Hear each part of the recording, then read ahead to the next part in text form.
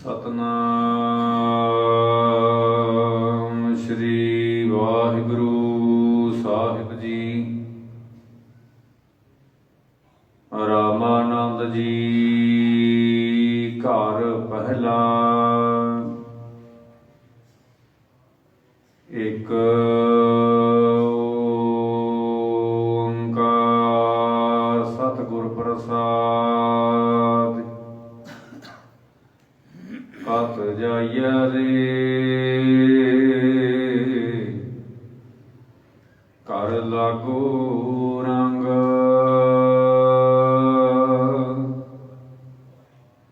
ਮੇਰਾ ਚਿਤ ਨਾ ਚੱਲੈ ਮਨ ਭਇਓ ਪੰਗ।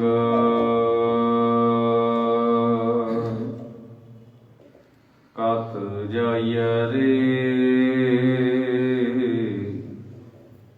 ਕਰ ਲਾਗੋ ਰੰਗ। ਵਾਹਿਗੁਰੂ ਜੀ ਕਾ ਖਾਲਸਾ ਵਾਹਿਗੁਰੂ ਜੀ ਕੀ ਫਤਿਹ। ਕੋਟ ਬ੍ਰਹਮੰਡਾਂ ਦੇ ਮਾਲਕ ਜੁਗੋ ਜੁਗੀ ਅਟਲ ਸ਼ਬਦਾ ਅਵਤਾਰ ਦਸਾਂ ਪਾਤਸ਼ਾਹੀਆਂ ਦੀ ਆਤਮਿਕ ਜੋਤ ਧੰਨ ਧੰਨ ਸਤਿਗੁਰੂ ਸ੍ਰੀ ਗੁਰੂ ਗ੍ਰੰਥ ਸਾਹਿਬ ਸੱਚੇ ਪਾਤਸ਼ਾਹ ਜੀ ਮਹਾਰਾਜ ਜੀ ਦੀ ਪਵਿੱਤਰ ਪਾਵਨ ਹਜ਼ੂਰੀ ਦੇ ਵਿੱਚ ਜੁੜ ਮਿਲ ਬੈਠੀ ਗੁਰੂ ਰੂਪ ਗੁਰੂ ਖਾਲਸਾ ਸਾਧ ਸੰਗਤ ਜੀਓ।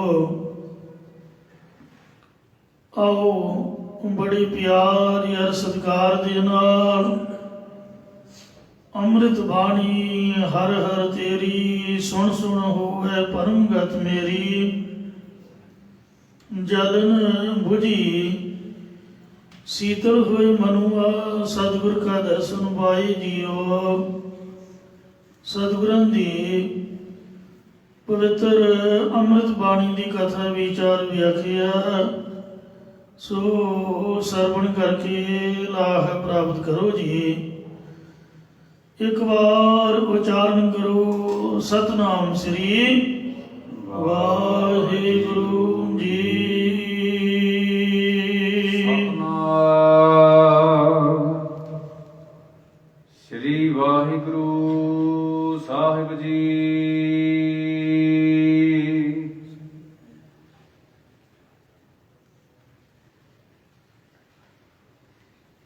ਰਾਮਾਨੰਦ ਜੀ ਘਰ ਪਹਿਲਾ। ਸਾਧ ਸੰਗਤ ਜੀਓ,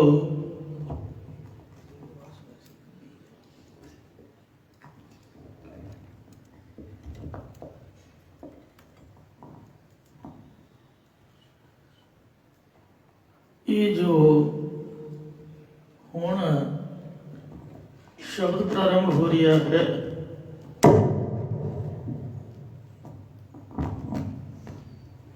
ਇਹ ਭਗਤ ਰਾਮਾਨੰਦ ਜੀ ਦਾ ਪ੍ਰਾਰੰਭ ਹੋ ਰਿਹਾ ਹੈ।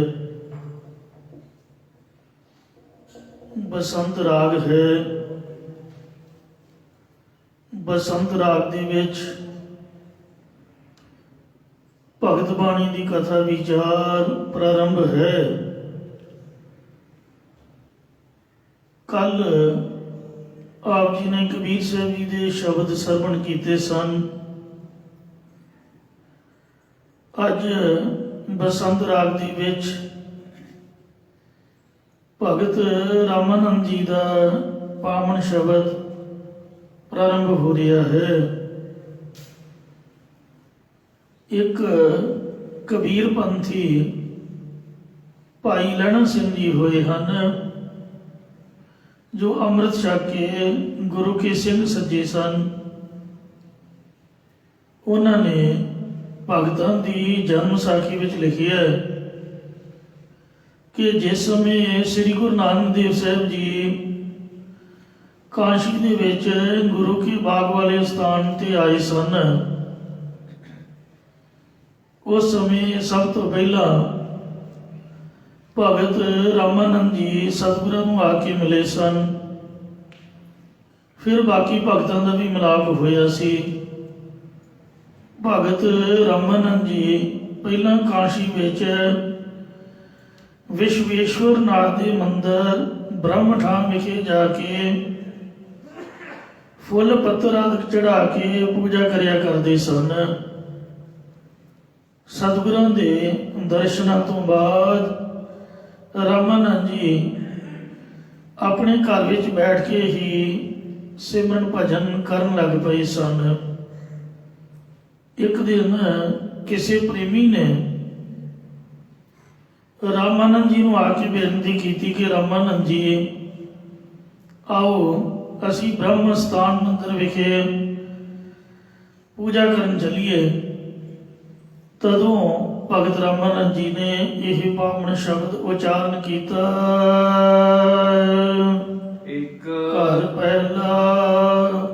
ਪਹਿਲੇ ਸੁਰਤਾਲ ਦੇ ਵਿੱਚ ਇਹ ਸ਼ਬਦ ਉਚਾਰਨ ਕਰ ਰਹੇ ਹਨ।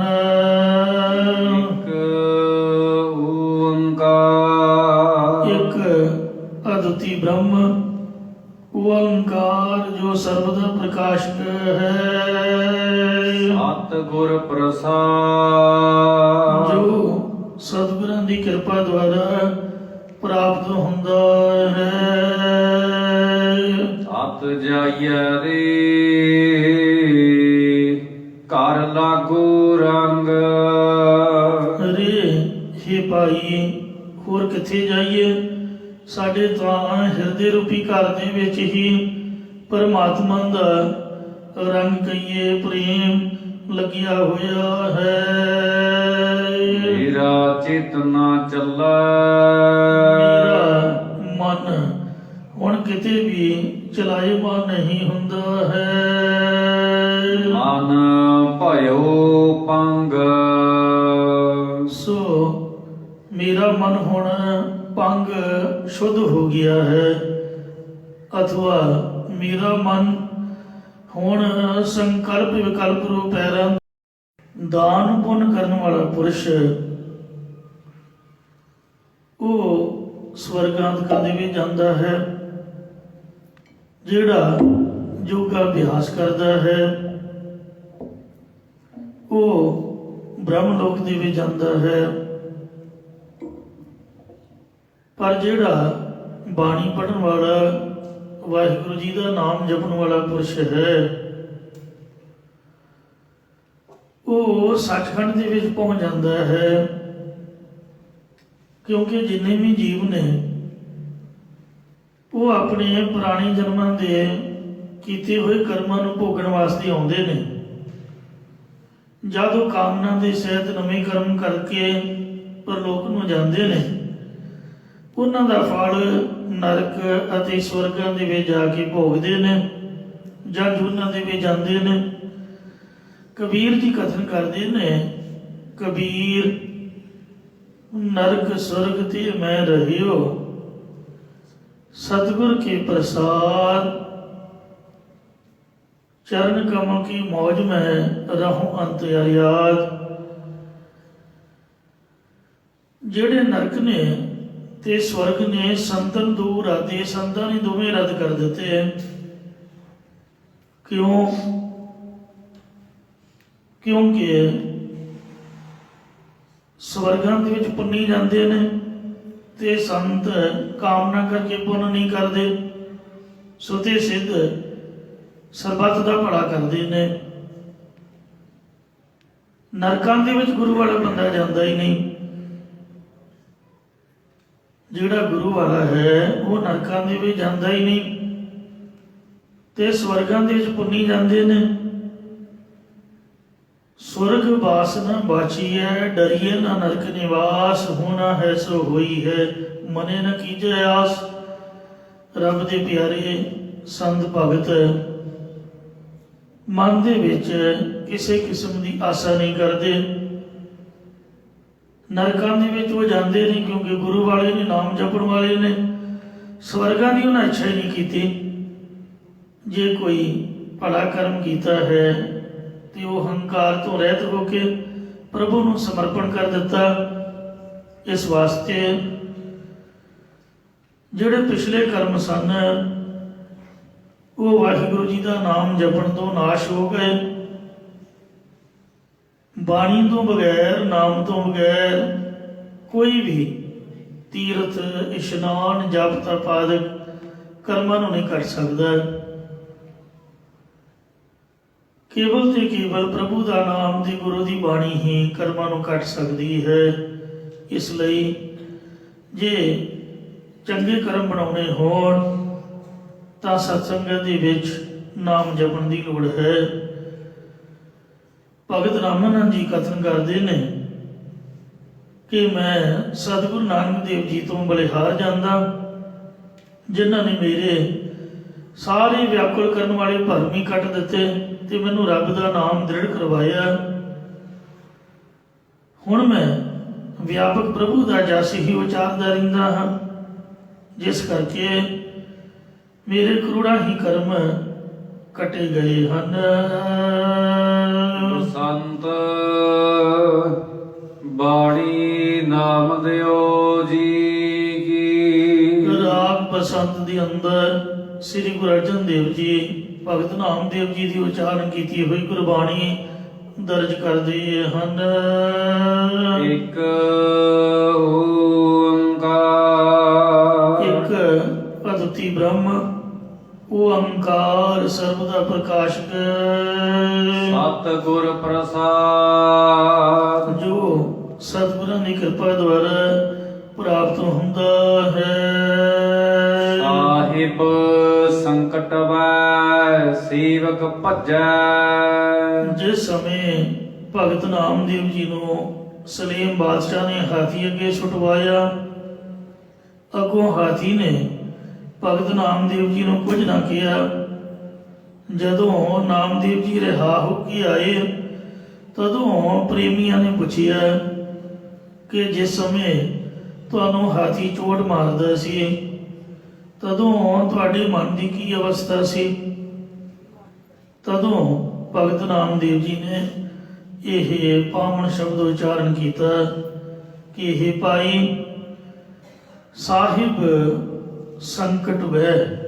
ਜੇਕਰ ਮਾਲਕ ਪਰਖ ਕਰਨ ਵਾਸਤੇ ਸੰਕਟ ਭਾਵੇਂ ਦੁੱਖ ਵੀ ਦੇਣਾ ਕਰੇ ਅਤੇ ਡਰਦਾ ਮਾਰਾ ਸੇਵਕ ਭੱਜੈ, ਦਾਸ ਭਗੌੜਾ ਹੋ ਜਾਵੇ, ਭਾਵ ਪਰਮਾਤਮਾ ਪਰਖ ਕਰਨ ਲਈ ਕੋਈ ਦੁੱਖ ਦੇਵੇ ਤੇ ਸੇਵਕ ਅੱਗੋਂ ਦੁੱਖ ਵੇਖ ਕੇ ਡੋਲ ਜਾਵੇ। ਜਿਵੇਂ ਕਈ ਬਜ਼ੁਰਗ ਧਾਰਨਾ ਪੜ੍ਹਦੇ ਨੇ, ਕੀੜੀ ਨਾ ਬਣ ਤੂੰ ਰਾਮਾ ਪ੍ਰਹਿਲਾਦ ਡੋਲ ਜਾਂਦਾ, ਕੀੜੀ ਨਾ ਬਣ ਤੂੰ ਰਾਮਾ ਪ੍ਰਹਿਲਾਦ ਡੋਲ ਜਾਂਦਾ। ਇਹ ਧਾਰਨਾ ਗਲਤ ਹੈ, ਅਸੀਂ ਵੀ ਪੜ੍ਹਦੇ ਰਹੇ ਹਾਂ। ਕਿਉਂਕਿ ਜੇ ਭਗਤ ਹੀ ਡੋਲ ਗਏ ਫਿਰ ਸਾਡੇ ਵਰਗਿਆਂ ਦਾ ਕੀ ਬਣੂਗਾ? ਪ੍ਰਹਿਲਾਦ ਡੋਲਿਆ ਨਹੀਂ ਸੀਗਾ। ਜੇ ਪਰਮਾਤਮਾ ਭਗਵਾਨ ਕੀੜੀ ਬਣਿਆ ਵੀ ਹੋਵੇਗਾ ਤੇ ਜ਼ਰੂਰੀ ਨਹੀਂ ਵੀ ਉਹ ਡੋਲਿਆ ਹੋਵੇਗਾ। ਵਾਹਿਗੁਰੂ ਜੀ ਉਸ ਦਾ ਨਿਸ਼ਚਾ ਹੋਰ ਪਰਪੱਕ ਕਰਨ ਵਾਸਤੇ ਕੀੜੀ ਬਣੇ ਹੋਣਗੇ। ਜਦ ਹਰਨਾਕਸ਼ ਨੇ ਭਗਤ ਪ੍ਰਹਿਲਾਦ ਜੀ ਨੂੰ ਲੋਹੇ ਦਾ ਥੰਮਾ ਤਪਾ ਕੇ ਜੱਫੀ ਪਾਉਣ ਲਈ ਆਖਿਆ, ਤਾਂ ਪ੍ਰਹਿਲਾਦ ਜੀ ਨੇ ਲਾਲ ਸੁਰਖ ਅੱਗ ਵਰਗਾ ਤਪਦਾ ਹੋਇਆ ਥੰਮ ਤੱਕਿਆ। ਜਿਸ ਵਕਤ ਉਹ ਨੀਝ ਲਾ ਕੇ ਤੱਕ ਰਹੇ ਸਨ, ਪ੍ਰਭੂ ਦਾ ਨਾਮ ਜਪ ਰਹੇ ਸੀ, ਧਿਆਨ ਉਹਨਾਂ ਦਾ ਵਾਹਿਗੁਰੂ ਜੀ ਦੇ ਚਰਨਾਂ 'ਚ ਸੀ, ਤੇ ਭਗਤ ਪ੍ਰਹਿਲਾਦ ਜੀ ਨੂੰ ਕੀੜੀ ਦੇ ਰੂਪ ਦੇ ਵਿੱਚ ਭਗਵਾਨ ਦੇ ਦਰਸ਼ਨ ਹੋਏ ਸਨ। ਥੰਮੇ ਦੇ ਉੱਪਰ ਇੱਕ ਕੀੜੀ ਤੁਰੀ ਜਾਂਦੀ ਦੇਖੀ। ਸੋਚਿਆ ਮਨਾ, ਇੰਨਾ ਸੇਕ ਮਾਰਿਆ ਥੰਮਾ, 5 ਫੁੱਟ ਦੂਰ ਹੀ ਬੰਦੇ ਨੂੰ ਸੇਕ ਆ ਰਿਹਾ, ਤੇ ਕੀੜੀ, ਇਹ ਕੀੜੀ ਤਾਂ ਨਹੀਂ ਹੋ ਸਕਦੀ, ਕੀੜੀ ਕਿਵੇਂ ਤੁਰ ਸਕਦੀ ਹੈ ਇੰਨੇ ਤੱਤੇ ਥੰਮੇ ਤੇ? ਇਹ ਪਰਮਾਤਮਾ ਹੀ ਹੈ ਤੇ ਤੂੰ ਡਰ ਨਾ। ਉਹਨੇ ਝਟਕ ਜਾ ਕੇ ਜੱਫੀ ਪਾ ਲਈ। ਹਰਨਾਕਸ਼ ਨੂੰ ਇੰਨਾ ਗੁੱਸਾ ਚੜਿਆ ਵੀ ਇਹ ਬੱਚਾ ਪਤਾ ਨਹੀਂ ਕਿਹਦਾ ਬਣਿਆ ਹੋਇਆ ਹੈ, ਇਹ ਮਰਦਾ ਕਿਉਂ ਨਹੀਂ। ਫਿਰ ਉਹਨੇ ਕਾੜ ਖੜਕ ਕੋ ਪਿਓ ਰਸਾਏ ਤੁਝ ਰਾਖਣ ਹਰੂ ਮੋਈ ਬਤਾਏ, ਤਲਵਾਰ ਸੂਤ ਲਈ ਖੰਡਾ ਕੱਢ ਲਿਆ। ਕਹਿਣ ਲੱਗਾ ਦੱਸ ਹੁਣ ਜਿਹੜਾ ਤੈਨੂੰ ਰੱਖਣ ਵਾਲਾ ਉਹਦੇ ਮੈਨੂੰ ਵੀ ਦਰਸ਼ਨ ਕਰਾ, ਮੈਂ ਵੀ ਤਾਂ ਵੇਖਾਂ, ਉਹਦੇ ਨਾਲ ਦੋ ਹੱਥ ਕਰਾਂ ਕਿ ਉਹ ਕੈਸਾ ਹੈ। ਜਦ ਉਹਨੇ ਆਖਿਆ ਕਿ ਮੈਨੂੰ ਵੀ ਦਿਖਾ, ਤੇ ਨਾਲੇ ਥੰਮੇ ਦੇ ਉੱਪਰ ਕਿਰਪਾਨ ਮਾਰੀ, ਟੰਕੀ ਕਰਮਾਨ। ਜਦੋਂ ਇਹ ਸ਼ੇਰ ਵਰਗਿਆ ਗਰਜ ਦੇ ਨਾਲ ਦਹਾੜਿਆ ਹੈ ਤੇ ਕਿਰਪਾਨ ਦੀ ਟੰਕਾਰ ਨਾਲ ਸਵਰਗ ਆਦਿਕਾਂ ਦੇ ਦੇਵਤੇ ਵੀ ਕੰਬ ਉੱਠੇ ਵੀ ਹੁਣ ਪ੍ਰਹਿਲਾਦ ਨਹੀਂ ਬਚਦਾ। ਇੱਕ ਸਕਿੰਟ ਦਾ ਹੀ ਕੰਮ ਸੀਗਾ, ਜੇ ਮਹਾਰਾਜ ਲੇਟ ਹੋ ਜਾਂਦਾ। ਹਰਨਾਕਸ਼ ਦੀ ਤਲਵਾਰ ਨੇ ਪ੍ਰਹਿਲਾਦ ਦਾ ਸੀਸ ਉਤਾਰ ਦੇਣਾ ਸੀ, ਪਰ ਪਰਮਾਤਮਾ ਜੇ ਭਗਤ ਨਹੀਂ ਡੋਲਦੇ, ਡਿੱਗੇ ਨਾ ਡੋਲੇ ਦ੍ਰਿੜ ਕਰ ਰਹੇ ਪੂਰਨ ਹੋਏ ਤ੍ਰਿਪਤਾਨੀ, ਤਾਂ ਉਹ ਵੀ ਰਕਸ਼ਾ ਕਰਨ ਲਈ ਸਰਬ ਕਲਾ ਸਮਰੱਥ ਤੇ ਝਟਪਟ ਪਹੁੰਚਦਾ ਹੈ।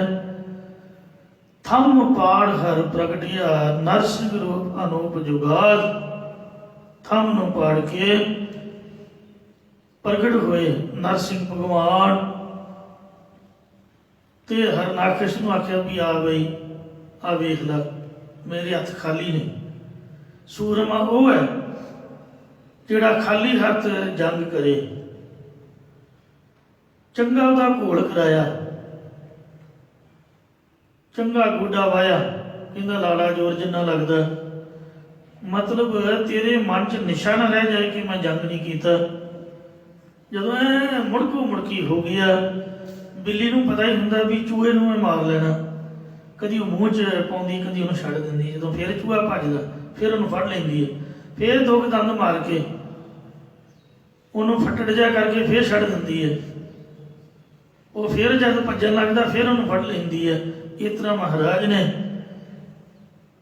ਕਦੀ ਉਹਦੀ ਸੰਗੀ ਮਰੋੜਦੇ ਤੇ ਕਦੀ ਉਹਨੂੰ ਛੱਡ ਦਿੰਦੇ।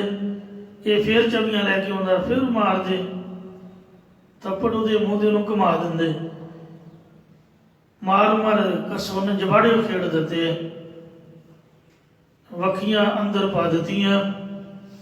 ਪ੍ਰਭ ਥੰਮ ਤੇ ਨਿਕਸੀ ਕੈ ਵਿਸਤਾਰ, ਹਰਨਾਕਸ਼ ਛੇਦਿਓ ਨਖ ਬਿਦਾਰ।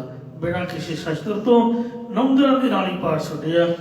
ਪ੍ਰਹਿਲਾਦ ਦੀ ਰਕਸ਼ਾ ਕੀਤੀ, ਉਹਦੇ ਸਾਰੇ 12 ਦੇ 12 ਵਰ ਪੂਰੇ ਕੀਤੇ।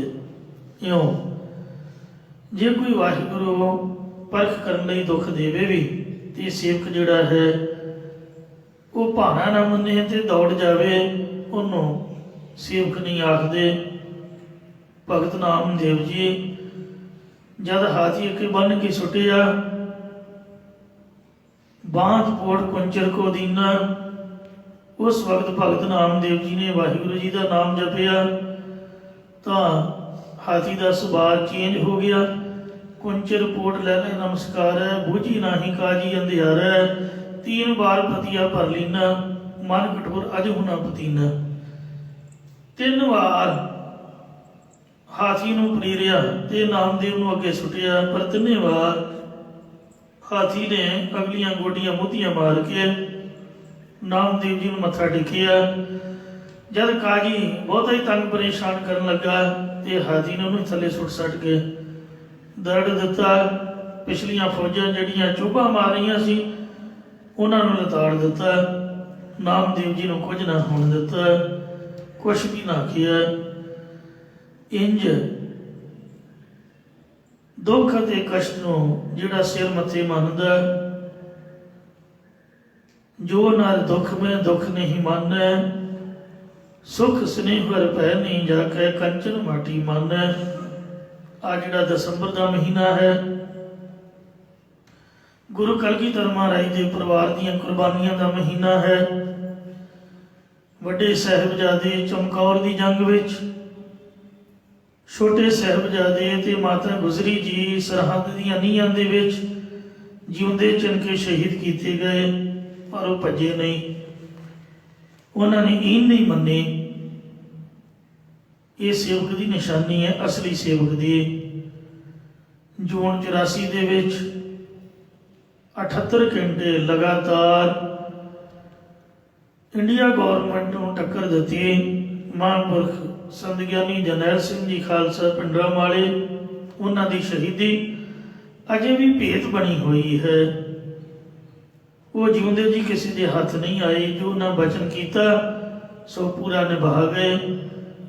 ਸੂਰਾ ਸੋ ਪਹਿਚਾਨੀਐ ਜੋ ਲਰੈ ਦੀਨ ਕੇ ਹੇਤ, ਪੁਰਜਾ ਪੁਰਜਾ ਕਟ ਮਰੈ ਕਬਹੂ ਨ ਛੱਡੈ ਖੇਤ। ਇਸ ਲਈ ਉਹ ਸੇਵਕ ਹੀ ਨਹੀਂ ਜਿਹੜਾ ਦੁੱਖ ਆਈ ਤੋਂ ਬਿਪਤ ਆਈ ਤੋਂ ਭਾਣਾ ਨਾ ਮੰਨੇ ਤੇ ਭੱਜ ਜਾਵੇ। ਨਿਰੰਕਾਰ ਨਾ ਜੀਵੈ ਦੋ ਕੁਲ ਲੱਜੈ। ਕਿਉਂਕਿ ਉਹ ਬਹੁਤਾ ਚਿਰ ਤਾਂ ਜਿਉਂਦਾ ਰਹਿੰਦਾ ਨਹੀਂ ਹੈ। ਦੁਨੀ ਚੰਦ ਭਾਈ ਸਾਲੋ ਜੀ ਦਾ ਪੁੱਤਰ ਹੈ। ਪਹਾੜੀਆਂ ਦੇ ਖੂਨੀ ਹਾਥੀ ਨਾਲ ਮੁਕਾਬਲਾ ਕਰਨ ਤੋਂ, ਗੁਰੂ ਸਾਹਿਬ ਜੀ ਦੇ ਹੁਕਮ ਕਰਨ ਤੋਂ ਭੱਜ ਆਇਆ ਸੀ। ਤੇ ਮਹਾਰਾਜ ਨੇ ਆਖਿਆ ਵੀ ਜਿਸ ਮੌਤ ਤੋਂ ਡਰਦਾ ਭੱਜਾ ਉਹਨੇ ਤਾਂ ਘਰ ਵੀ ਨਹੀਂ ਛੱਡਣਾ। ਪਿਛਲੇ ਅੰਦਰ ਇਹਦਾ ਜਦ ਮੰਦਾ ਡਾਇਆ, ਪਹਿਲਾਂ ਤਾਂ ਕਿਲੇ ਤੋਂ ਉੱਤਰ ਲੱਗਿਆ ਲੱਤ ਟੁੱਟ ਗਈ, ਸਰੀਰ ਭਾਰਾ ਸੀਗਾ, ਰੱਸਾ ਟੁੱਟ ਗਿਆ, ਮੋਟੇ ਪਟੋ ਲੱਤ ਟੁੱਟ ਗਈ। ਮੰਜੇ ਤੇ ਪਾ ਕੇ ਨਾਲ ਦੇ ਸਿੰਘਾਂ ਨੇ ਅੰਮ੍ਰਿਤਸਰ ਲਿਆਂਦਾ ਤੇ ਪਿਛਲੇ ਅੰਦਰ ਜਦ ਪਿਆ ਸੀ ਸੱਪ ਨਿਕਲਿਆ ਤੇ ਸੱਪ ਨੇ ਡੰਗ ਮਾਰਿਆ, ਜ਼ਹਿਰ ਚੜ ਗਈ, ਉੱਥੇ ਥਾਂ ਮਰ ਗਿਆ। ਇਸ ਲਈ ਕਲਗੀਧਰ ਜੀ ਨੇ ਬਚਿੱਤਰ ਨਾਟਕ ਦੇ ਵਿੱਚ ਲਿਖਿਆ ਹੈ ਕਿ ਜਿਹੜੇ ਜਿਹੜੇ ਭੱਜ ਕੇ ਗਏ ਮੌਤ ਨੇ ਉਹਨਾਂ ਨੂੰ ਰਸਤੇ ਵਿੱਚ ਹੀ ਦਬੋਚ ਲਿਆ। ਕਿਸੇ ਨੂੰ ਘਰ ਨਹੀਂ ਪਹੁੰਚਣ ਦਿੱਤਾ। ਜਿਹੜੇ ਘਰ ਪਹੁੰਚੇ ਵੀ ਉਹ ਵੀ ਨਹੀਂ ਬਚੇ। ਤੋ ਜਿਹੜੇ ਬਚੇ ਉਹਨਾਂ ਦੀ ਬੇਇੱਜ਼ਤੀ ਹੋਈ, ਉਹ ਮੂੰਹ ਵਿਖਾਉਣ ਜੋਗੇ ਨਾ ਰਹੇ। ਜਿਹੜੇ ਸਿੰਘ ਘਰਾਂ ਦੇ ਵਿੱਚ ਗਏ ਉਹਨਾਂ ਦੀਆਂ ਭੈਣਾਂ ਨੇ, ਮਾਵਾਂ ਨੇ, ਘਰ ਵਾਲੀਆਂ ਨੇ ਲਾਹਨਤਾਂ ਪਾਈਆਂ, ਆਖਿਆ ਚੂੜੀਆਂ ਪਾ ਲਓ, ਸਲਵਾਰਾਂ ਪਾ ਲਓ, ਸਾਨੂੰ ਚੋਲੇ ਪਹਿਨਾਓ ਤੇ ਘੋੜੇ ਦਿਓ, ਹਥਿਆਰ ਦਿਓ। ਮਾਤਾ ਭਾਗੋ ਜੀ ਨੇ ਜਕਾਰਾ ਛੱਡਿਆ ਕਿ ਅਸੀਂ ਜਾ ਕੇ ਜੰਗ ਕਰਦੀਆਂ ਹਾਂ। ਇੰਜ ਮਾਤਾ ਭਾਗੋ ਜੀ ਨੇ ਦਾ ਸੱਚਮੁੱਚ ਮੁਕਤਸਰ ਦਾ ਜੰਗ ਲੜਿਆ। ਉਹ ਸਿੰਘਾਂ ਦੀ ਅਣਖ ਨੂੰ ਜਦ ਵੰਗਾਰਿਆ ਗਿਆ ਘਰਦਿਆਂ ਵੱਲੋਂ ਹੀ, ਉਹਨਾਂ ਕੋਲੋਂ ਬੋਲੀ ਸਹਾਰੀ ਨਾ ਗਈ ਤਾਂ ਭਾਈ ਮਾਹ ਸਿੰਘ ਜਥੇਦਾਰ ਦੀ ਕਮਾਂਡ ਹੇਠ ਸਾਰੇ ਆਣ ਕੇ ਗੁਰੂ ਕਲਗੀਧਰ ਮਹਾਰਾਜ ਦੇ ਚਰਨਾਂ ਵਿੱਚ ਹਾਜ਼ਰ ਹੋਏ। ਸਭਨਾਂ ਨੇ ਮਹਾਰਾਜ ਤੋਂ ਜਾਨਾਂ ਵਾਰੀਆਂ। ਇਸ ਤਰ੍ਹਾਂ ਜੇ ਕੋਈ ਭੱਜ ਵੀ ਜਾਏ ਤਾਂ ਬਹੁਤਾ ਚਿਰ ਤਾਂ ਜਿਉਂਦਾ ਨਹੀਂ ਰਹਿੰਦਾ। ਸਗੋਂ ਮਹਾਰਾਜ ਕਹਿੰਦੇ ਨੇ ਤੇਰੀ ਭਗਤ ਨਾ ਛੋਡਾ ਪਾਵੈ ਲੋਗ ਹਸੈ। ਚਿਰੰਕਾਲ ਨਾ ਜੀਵੈ ਦੋ ਕੁਲ ਲਜੈ। ਉਹ ਆਪਣੀ ਦੋਵੇਂ ਨਾਨਕੇ ਤੇ ਦਾਦਕੇ ਦੀਆਂ ਕੁਲਾਂ ਨੂੰ ਲਾਜ ਲਾਉਂਦਾ, ਕੁਲ ਬਦਨਾਮ ਕਰਾਉਂਦਾ ਹੈ। ਟੂਟੀ ਗਾਢਣ ਹਾਰ ਗੋਪਾਲ ਸਰਬਦੀਆਂ ਪੇ ਪ੍ਰਤਪਾਲ। ਸਾਧ ਸੰਗਤ ਜੀਓ, ਜੋ ਪਿੰਡ ਦੀਆਂ ਪੰਚਾਇਤਾਂ ਨੇ ਵਿਦਾਵਾ ਲਿਖ ਕੇ ਦਿੱਤਾ ਸੀਗਾ, ਜਿੰਨਾ ਚਿਰ ਭਾਈ ਮਾਨ ਸਿੰਘ ਅਤੇ ਉਹਨਾਂ ਦੇ ਨਾਲ ਦੇ ਸਿੰਘਾਂ ਨੇ ਪੜਵਾ ਨਹੀਂ ਲਿਆ, ਉਹਨਾਂ ਚਿਰ ਸੁੱਖ ਦਾ ਸਾਹ ਨਹੀਂ ਲਿਆ। ਆਪਣਾ ਆਪ ਕੁਰਬਾਨ ਕਰਕੇ ਵਿਦਾਵਾ ਪੜਵਾਇਆ। ਇਸ ਲਈ ਹੇ ਪ੍ਰਭੂ, ਮੈਂ ਤੇਰੀ ਭਗਤੀ ਕਰਨੀ ਨਹੀਂ ਛੱਡਾਂਗਾ। ਲੋਕ ਭਾਵੇਂ ਮੇਰੇ ਉੱਪਰ ਹੱਸਦੇ ਰਹਿਣ ਜਾਂ ਮੈਨੂੰ ਕਸ਼ਟ ਦੇਣ। ਸ਼ੁਰੂ ਤੋਂ ਹੀ ਜਿਵੇਂ ਪ੍ਰਹਿਲਾਦ ਦੀ ਸਾਖੀ ਆਪ ਨੂੰ ਸਰਵਣ ਕਰਵਾਈ ਹੈ। ਪ੍ਰਹਿਲਾਦ ਨੇ ਪਰ ਆਪਦੇ ਪਿਓ ਨੂੰ ਕੀ ਆਖਿਆ ਸੀ ਦੱਸੋ? ਨਾਮ ਹੀ ਜਪਦਾ ਸੀ। ਕੁਦਰਤ ਵੱਲੋਂ ਹੀ ਨਾਮ ਜਪਣ ਵਾਲਿਆਂ ਨਾਲ ਲੋਕ ਈਰਖਾ ਕਰਦੇ ਨੇ। ਸਕੇ ਪਿਓ ਨੇ ਵੈਰ ਪਾ ਲਿਆ। ਜਿਹੜੇ ਬਾਣੀ ਪੜ੍ਹਦੇ ਨੇ, ਭਗਤੀ ਕਰਦੇ ਨੇ, ਉਹਨਾਂ ਸੰਤਾਂ ਦੇ ਨਾਲ ਰਾਜੇ ਮਹਾਰਾਜੇ ਆਮ ਲੋਕ ਈਰਖਾ ਕਰਦੇ, ਉਹਨਾਂ ਨੂੰ ਮਾਰਨ ਤੱਕ ਜਾਂਦੇ। ਕਬੀਰ ਜੀ ਨੂੰ ਵੀ ਸਿਕੰਦਰ ਲੋਧੀ ਬਾਦਸ਼ਾਹ ਨੇ ਗੰਗਾ ਦੀਆਂ ਡੂੰਘੀਆਂ ਲਹਿਰਾਂ ਸੁੱਟ ਦਿੱਤਾ ਸੀਗਾ, ਸੰਗਲਾਂ ਨਾਲ ਨੋੜ ਕੇ ਬੰਨ੍ਹ ਕੇ।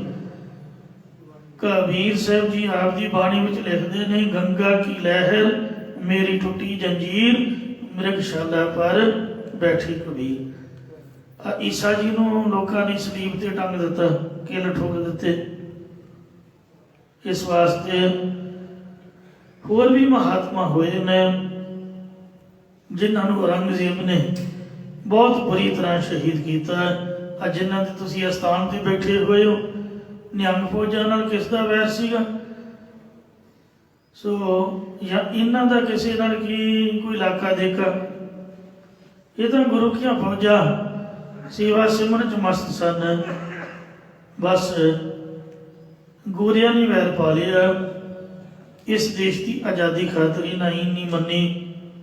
ਹਿੰਦੁਸਤਾਨ ਨੂੰ ਆਜ਼ਾਦ ਕਰਾਉਣ ਹਿੱਤ ਆਪਦੀਆਂ ਜਾਨਾਂ ਇਸ ਦੇਸ਼ ਦੀ ਕੌਮ ਵਾਸਤੇ ਵਾਰ ਗਏ। ਉਦੋਂ ਤਾਂ ਭਾਵੇਂ ਕੋਈ ਇਹਨਾਂ ਦਾ ਵਸ ਨਹੀਂ ਚੱਲਿਆ, ਪਰ ਇਹਨਾਂ ਸੂਰਮਿਆਂ ਦੀ ਕੁਰਬਾਨੀ ਦਾ ਸਦਕਾ ਹੀ ਸੀ ਇਹ ਗੋਰੇ ਭਾਵੇਂ 100 ਸਾਲ ਰਾਜ ਕਰ ਗਏ, ਪਰ ਆਖਰ ਉਹਨਾਂ ਨੂੰ ਜਾਣਾ ਪਿਆ। हे ਮਹਾਰਾਜ, ਜਿਹੜੀ ਤੇਰੀ ਭਗਤੀ ਹੈ, ਇਹ ਜਿਹੜਾ ਸ਼ਹੀਦ ਹੋਣਾ ਇਹ ਵੀ ਇੱਕ ਭਗਤੀ ਹੈ। ਇਹ ਮੈਂ ਤੇਰੀ ਭਗਤੀ ਨਹੀਂ ਛੱਡਾਂਗਾ। ਲੋਕ ਭਾਵੇਂ ਮੇਰੇ ਉੱਪਰ ਹੱਸਦੇ ਰਹਿਣ। ਚਰਨ ਕਮਲ ਮੇਰੇ ਹਿਯਰੇ ਬਸੈ। ਇਹ ਪ੍ਰਭੂ, ਤੇਰੇ ਚਰਨ ਕਮਲ ਮੇਰੇ ਹਿਰਦੇ ਵਿੱਚ ਵਸਦੇ ਰਹਿਣ। ਵਿਸ਼ਰਾਮ ਦੇ ਕਰ ਫੁਰਮਾਨ ਕਰਦੇ ਨੇ। ਜੈਸੇ ਆਪਣੇ ਧਨ ਹੈ ਪ੍ਰਾਨੀ ਮਰਨ ਮਾਂਡੈ। ਜਿਵੇਂ ਆਪ ਦੇ ਧਨ ਵਾਸਤੇ ਪ੍ਰਾਣਾਧਾਰੀ ਜੀਵ ਮਰਨਾ ਠਾਣ ਲੈਂਦੇ ਨੇ, ਭਾਵ ਕਿਸੇ ਚੋਰ ਆਦਿਕ ਨੂੰ ਧਨ ਨਹੀਂ ਦਿੰਦੇ, ਜਾਨ ਤੇ ਖੋਲ ਕੇ ਵੀ ਧਨ ਬਚਾਉਂਦੇ ਹਨ, ਮੁਕਾਬਲਾ ਕਰਦੇ ਨੇ। ਐਸੇ ਸੰਤ ਜਨਾ ਰਾਮ ਨਾਮ ਨਾ ਛਾਡੈ। ਇਸੇ ਪ੍ਰਕਾਰ ਸ਼ਾਂਤ ਚਿਤ ਮਹਾਤਮਾ ਜਨ ਪਰਮਾਤਮਾ ਦਾ ਨਾਮ ਜਪਣਾ ਕਿਸੇ ਵੀ ਕੀਮਤ ਤੇ ਨਹੀਂ ਛੱਡਦੇ। ਮਹਾਂਪੁਰਖ ਸੰਤ ਗਿਆਨੀ ਗੁਰਬਚਨ ਸਿੰਘ ਜੀ ਖਾਲਸਾ ਪਿੰਡਾਂ ਵਾਲਿਆਂ ਦੇ ਬਚਨ ਨੇ ਕਿ ਭਾਵੇਂ 100 ਘੜੇ ਦੇਸੀ ਘਿਓ ਦੇ ਡੁੱਲ ਜਾਣ, ਪਰ ਗੁਰੂ ਦਾ ਸਿੱਖ ਆਪ ਦਾ ਨਿਤਨੇਮ ਨਾ ਛੱਡੇ। ਮਤਲਬ ਇੰਨਾ ਨੁਕਸਾਨ ਭਾਵੇਂ ਹੋ ਜਾਏ, ਪਰ ਨਿਤਨੇਮ ਨਾ ਤਿਆਗੇ। ਇਹਨਾਂ ਉਹਨਾਂ ਦੇ ਮਨ ਵਿੱਚ ਦ੍ਰਿੜਤਾ ਸੀਗੀ। ਗੰਗਾ ਗਿਆ ਗੋਦਾਵਰੀ। ਜੋ ਗੰਗਾ ਅਤੇ ਗਿਆ ਹਿੰਦੂਆਂ ਦੀਆਂ 7 ਪਵਿੱਤਰ ਪੁਰੀਆਂ ਵਿੱਚੋਂ ਇੱਕ ਪੁਰੀ ਹੈ, ਜੋ ਬਿਹਾਰ ਦੇਸ਼ ਵਿੱਚ ਪਟਨੇ ਦੇ ਇਲਾਕੇ ਹੈ, ਫਲਗੂ ਨਦੀ ਦੇ ਕਿਨਾਰੇ ਹੈ ਗਿਆ। ਇਸ ਤਾਂ ਪਿਤਰਾਂ ਦੀ ਗਤੀ ਲਈ ਹਿੰਦੂ ਪਿੰਡ ਦਾਨ ਕਰਦੇ ਨੇ। ਗੋਦਾਵਰੀ ਆਦਿਕ ਤੀਰਥਾਂ ਦੇ ਜਿਹੜੀ ਹਜੂਰ ਸਾਹਿਬ ਵਗਦੀ ਹੈ ਗੋਦਾਵਰੀ, ਤੇ ਗੰਗਾ ਹਰਿਦੁਆਰ ਵਗਦੀ ਹੈ, ਤੇ ਗਿਆ ਪਟਨਾ ਸਾਹਿਬ ਜੋ ਫਲਗੂ ਨਦੀ ਦੇ ਕਿਨਾਰੇ ਹੈ। ਇਹਨਾਂ ਦੇ ਭਾਵੇਂ ਤੀਰਥਾਂ ਦੇ ਜਾਣਾ ਕਰੇ। ਸੰਸਾਰ ਕੀ ਕਮਾ। ਇਹ ਸਭ ਜਗਤ ਦੇ ਹੀ ਕੰਮ ਨੇ, ਭਾਵੇਂ ਇਸ ਨਾਲ ਕਲਿਆਣ ਨਹੀਂ ਹੋ ਸਕਦੀ ਹੈ। ਨਾਰਾਇਣ ਸੁਪ੍ਰਸੰਨ ਹੋਇ। ਭਗਤ ਨਾਮਦੇਵ ਜੀ ਕਥਨ ਕਰਦੇ ਨੇ ਕਿ ਜੇਕਰ ਨਾਰਾਇਣ ਪਰਮਾਤਮਾ ਭਲੀ ਪ੍ਰਕਾਰ ਪ੍ਰਸੰਨ ਹੋ ਜਾਵੇ ਤਾ ਸੇਵਕ ਨਾਮਾ। ਤਾਂ ਹੀ ਉਸਦੇ ਅਸਲੀ ਸੇਵਕ ਦਾਸ ਹੋਈਦਾ ਹੈ। ਧੂਪ ਦਹਰ ਅਤ ਨਿਜਰ ਬਾਜੈ। ਇਸ ਪਾਵਨ ਸ਼ਬਦ ਵਿੱਚ ਭਗਤ ਨਾਮਦੇਵ ਜੀ ਪਰਮਾਤਮਾ ਕੀ ਬੇਨਤੀ ਕਰਨ ਦੀ ਜਾਂਚ ਦੱਸਦੇ ਹੋਏ ਫਰਮਾਉਂਦੇ ਨੇ, हे ਪ੍ਰਭੂ, ਇਸ ਜਗਤ ਵਿੱਚ ਪਦਾਰਥਾਂ ਦੇ ਲਾਲਚ ਰੂਪੀ ਰਹਿਤ ਬਹੁਤ ਭਾਰੀ ਨੀਜ਼ਰ ਇੱਕ ਰਸ ਬਾਜੈ ਪ੍ਰਗਟ ਹੋ ਰਹੀ ਹੈ। ਆਇਆ ਡੂਬੈ ਕੇਸਵਾ। ਇਹ ਕੇਸਾਧਾਰੀ ਪਰਮਾਤਮਾ ਮੇਰੀ ਕਾਇਆ ਦੇ ਕਾਇਆ ਬੁੱਧੀ ਇਸ ਲਹਿਰ ਦੇ ਵਿੱਚ ਡੁੱਬ ਰਹੀ ਹੈ, ਭਾਵ ਮਿਥਿਆ ਪਦਾਰਥਾਂ ਨੂੰ ਨਿਸ਼ਚੈ ਕਰਨ ਵਿੱਚ ਲੱਗੀ ਹੋਈ ਹੈ। ਸੰਸਾਰ ਸਮੁੰਦੇ ਤਾਰ ਗੋਬਿੰਦੇ। हे ਪ੍ਰਮਾਤਮਾ, ਤੂੰ ਮੈਨੂੰ ਇਸ ਸੰਸਾਰ ਜਗਤ ਰੂਪੀ ਸਮੁੰਦਰ ਤੋਂ ਤਾਰਨ ਕਰ। ਤਾਰ ਲੈ ਬਾਪ ਬਿਠੁਲਾ। हे ਬਾਪ ਪਿਤਾ ਰੂਪ ਪ੍ਰਭੂ, ਕਰ। ਰਹਾਉ। ਵਿਸ਼ਰਾਮ ਦੇ ਕਰ ਫੁਰਮਾਨ ਕਰਦੇ ਨੇ। ਅਨਲ ਬੇੜਾ ਹਉ ਖੇਵ ਨਾ ਸਕਉ। हे ਪ੍ਰਭੂ, ਸੰਸਾਰ ਸਮੁੰਦਰ ਵਿੱਚ ਤ੍ਰਿਸ਼ਨਾ ਰੂਪੀ ਅਨਲ ਅੱਗ ਹੈ ਜਾਂ ਵਾਸ਼ਨਾ ਰੂਪ ਅਨਲ ਪੌਣ ਹੈ, ਜਿਸ ਵਿੱਚ ਮੇਰਾ ਅੰਤਿਕਰਨ ਰੂਪੀ ਬੇੜਾ ਜਹਾਜ਼ ਪਿਆ ਹੋਇਆ ਹੈ। ਮੈਂ ਇਸ ਨੂੰ ਖੇਵ ਸਹਾਰੇ ਦੇ ਨਾਲ ਚਲਾ ਨਹੀਂ ਸਕਦਾ। ਤੇਰਾ ਪਾਰ ਨ ਪਾਇਆ ਬਿਠੁਲਾ। ਇਹ ਬੀਠਲਾ ਪ੍ਰਭੂ, ਤੇਰਾ ਪਾਰ ਉਰਾਰ ਕਰਕੇ ਅੰਤ ਨਹੀਂ ਪਾਇਆ ਜਾਂਦਾ, ਜਾਂ ਤੇਰੇ ਸੰਸਾਰ ਸਮੁੰਦਰ ਦਾ ਪਾਰਲਾ ਕਿਨਾਰਾ ਤੇ ਆ ਜਿਹੜਾ ਉਰਲਾ ਕਿਨਾਰਾ ਤੇ ਪਾਰਲਾ ਪ੍ਰਲੋਕ ਰੂਪੀ ਕਿਨਾਰਾ, ਇਹ ਮਹਾਰਾਜ ਪਾਇਆ ਨਹੀਂ ਜਾਂਦਾ ਹੈ। ਓਹੋ ਦਇਆਲ ਸਤਿਗੁਰ ਮੇਲ ਤੂੰ, ਮੋਕੋ ਪਾਰ ਉਤਾਰੇ ਕੇਸਵਾ। हे दयालु मेहरबान परमात्मा, मेहरबान मेहरबान साहिब मेरा मेहरबान, जी सगल को दे दान। तू मेरे ते भी मेहरबान होना कर ਅਤੇ ਮੈਨੂੰ ਗੁਰੂ ਦੇ ਨਾਲ ਮਿਲਣਾ ਕਰ। हे ਕੇਸ਼ਾਂ ਨੂੰ ਧਾਰਨ ਵਾਲੇ ਪ੍ਰਭੂ, ਤੂੰ ਮੈਨੂੰ ਇਸ ਸੰਸਾਰ ਸਮੁੰਦਰ ਤੋਂ ਪਾਰ ਮੁਕਤੀ ਰੂਪ ਕਿਨਾਰੇ ਤੇ ਉਤਾਰਨਾ ਕਰ। ਨਾਮਾ ਕਹੈ ਹਉ ਤਰ ਭੀ ਨਾ ਜਾਲਾਓ।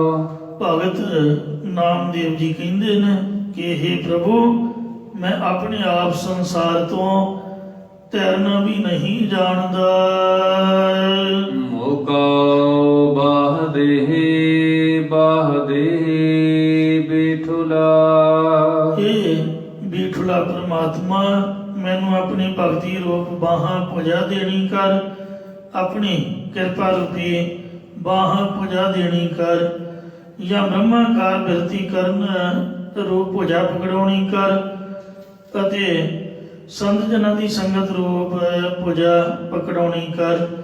ਭਾਵ ਜਿਵੇਂ ਡੁੱਬਦੇ ਹੋਏ ਨੂੰ ਬਾਹਾਂ ਪਕੜਾ ਕੇ ਪਾਣੀ ਦੇ ਵਿੱਚੋਂ ਬਾਹਰ ਕੱਢ ਲਈਦਾ ਹੈ, ਇਉਂ ਸੰਸਾਰ ਸਮੁੰਦਰ ਤੋਂ ਮੈਨੂੰ ਬਾਹਰ ਕੱਢ ਲੈਣਾ ਕਰ। ਸਹਿਜ ਅਬਲ ਧੂੜ ਮਣੀ ਗਾਡੀ ਚਾਲਤੀ। ਸਾਧ ਸੰਗਤ ਜੀਓ, ਇੱਕ ਦਿਨ ਭਗਤ ਨਾਮਦੇਵ ਜੀ ਨਦੀ ਦੇ ਕਿਨਾਰੇ ਬਸਤਰਾਂ ਦੀ ਪੰਡ ਰੱਖ ਕੇ ਆਪ ਸਿਮਰਨ ਵਿੱਚ ਜੁੜ ਗਏ ਅਤੇ ਕੋਈ ਬਸਤਰ ਨਹੀਂ ਧੋਤਾ। ਇਤਨੇ ਨੂੰ ਭਗਤ ਨਾਮਦੇਵ ਜੀ ਦੀ ਪਤਨੀ ਲਾਡਲੀ ਹੋਰ ਧੋਣ ਵਾਲੇ ਬਸਤਰ ਲੈ ਕੇ ਆਣ ਪਹੁੰਚੀ। ਉਹਨੇ ਕਿਹਾ ਕਿ ਮਹਾਰਾਜ, ਤੁਸੀਂ ਕੋਈ ਬਸਤਰ ਨਹੀਂ ਧੋਤਾ। ਤਦੋਂ ਜੋ ਬਚਨ ਵਿਲਾਸ ਹੋਏ, ਉਹਨਾਂ ਦੁਆਰਾ ਪਹਿਲੇ ਅਰਥ ਵਿੱਚ ਬਾਹਰੀ ਭਾਵ ਨੂੰ ਕਥਨ ਕਰਕੇ ਫਿਰ ਅੰਤਰੀ ਭਾਵ ਦੇ ਵਿੱਚ ਕਿਸੇ ਅਨ ਪੁਰਖ ਨੂੰ ਸਮਝਾਉਂਦੇ ਨੇ। ਕਹਿੰਦੇ ਸਹਿਜ ਅਬਲ ਧੂੜ ਮਣੀ ਗਾਡੀ ਚਾਲਦੀ।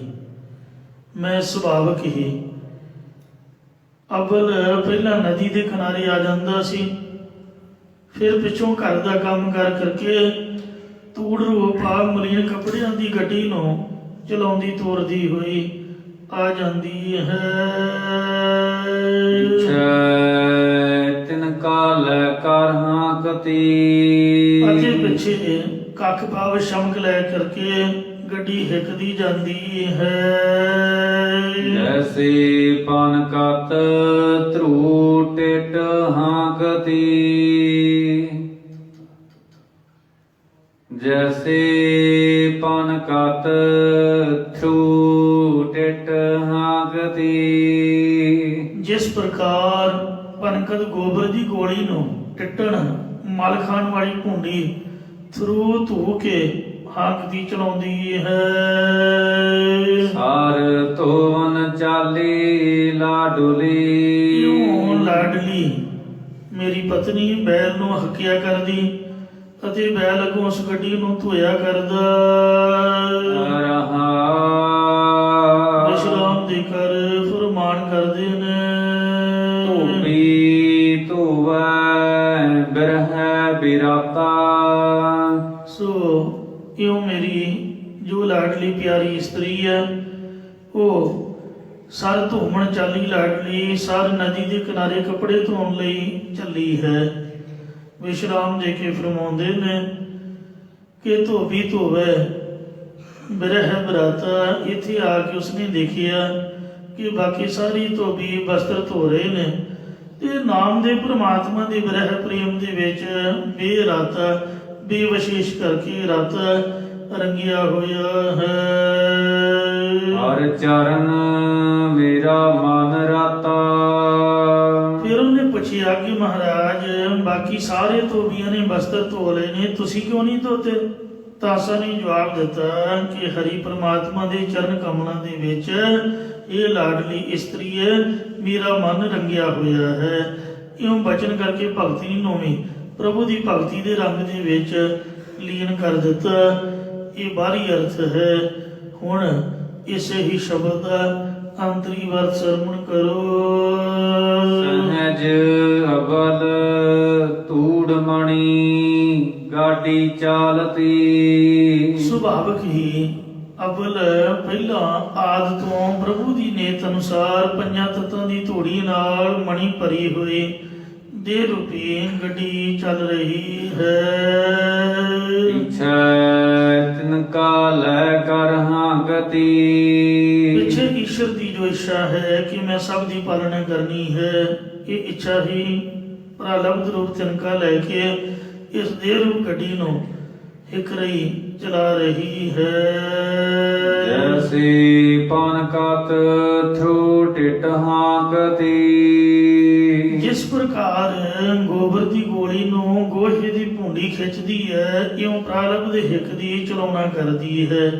ਜਾਂ ਜਿਵੇਂ ਇੱਕ ਭੂੰਡੀ ਗੋਹੇ ਦੀ ਗੋਲੀ ਨੂੰ ਇਕੱਠੀ ਕਰਕੇ ਦੂਜੀ ਵੱਲ ਨੂੰ ਧੱਕਦੀ ਹੈ ਤੇ ਦੂਜੀ ਉਸ ਗੋਲੀ ਨੂੰ ਆਪਣੇ ਵੱਲ ਖਿੱਚਦੀ ਹੈ, ਇੰਜ ਈਸ਼ਵਰ ਦੀ ਇੱਛਾ ਇਸ ਦੇ ਰੂਪ ਗੱਡੀ ਨੂੰ ਹਿੱਕ ਰਹੀ ਹੈ ਅਤੇ ਪ੍ਰਾਰਬਧ ਅੱਗੇ ਨੂੰ ਖਿੱਚ ਰਹੀ ਹੈ।